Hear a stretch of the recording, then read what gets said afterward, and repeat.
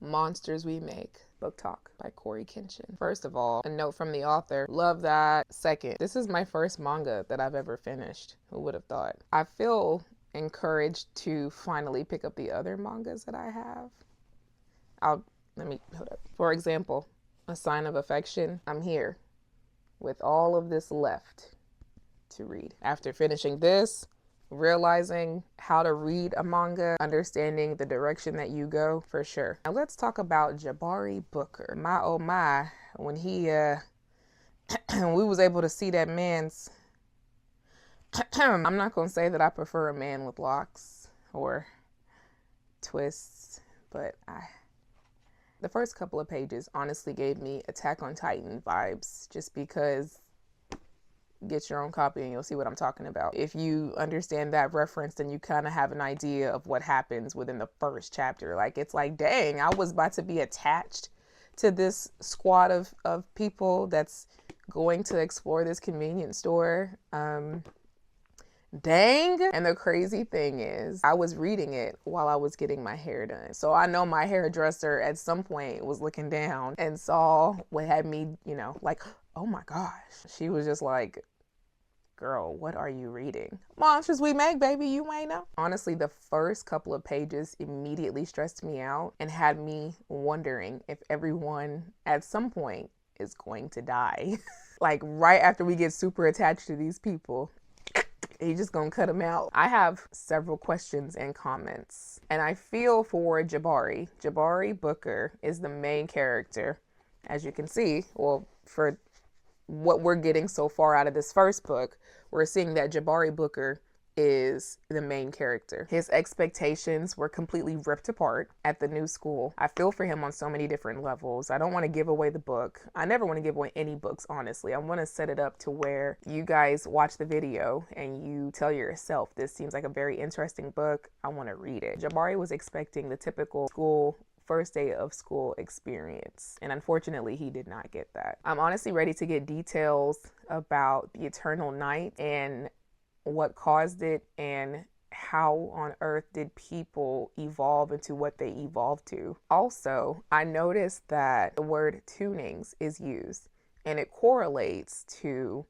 what we might hear differently in another anime. So tunings, what I'm getting from this, tunings is their superpowers. When I read tunings, I'm thinking this is like My Hero Academia, where in that show, if you don't know, it's basically another type of show about people with powers. Some have them, some don't. And in My Hero Academia, people have quirks, but that's their power. So what I'm noticing is tunings is in correlation to that, which is so cool, because as a writer, I would have never thought using a word like that to define people's powers or their frequency within their powers. Like, there's so many different ways to write it, and I'm intrigued. Jabari needing headphones, relatable for sure. I'm excited to see the details that's going to come in the next manga in regards to that. Jabari's cocky behavior is good and bad, but I can only imagine how it's going to be developed throughout the course of the story. I do not like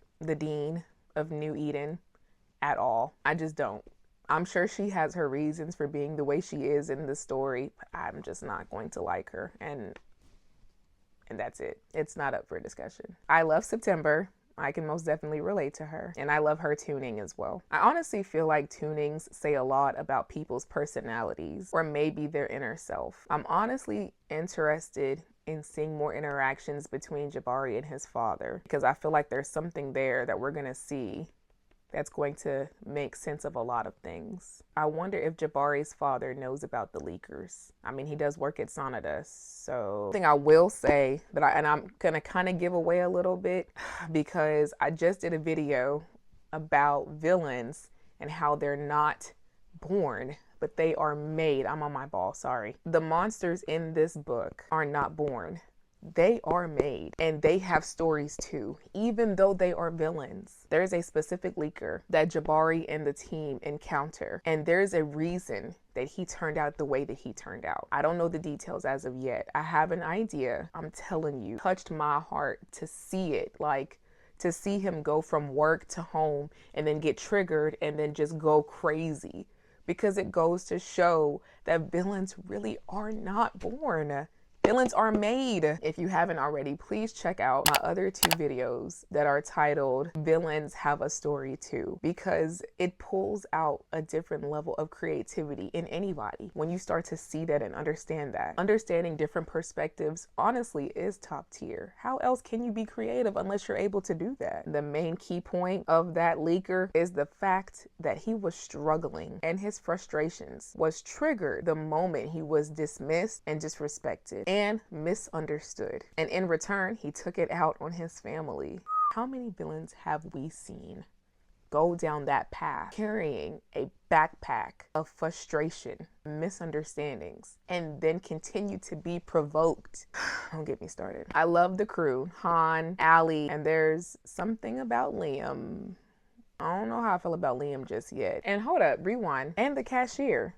The cashier that's in the beginning of the book, where did he go? 10 out of 10, 5 stars, especially for this being Cory's first book. Just like Sarah A. Parker in The Moon Hatch. If I'm not mistaken, I think this is her first book too. Again, amazing. I hope you guys liked it, loved it. And if you haven't already, subscribe for more of it. And until next time.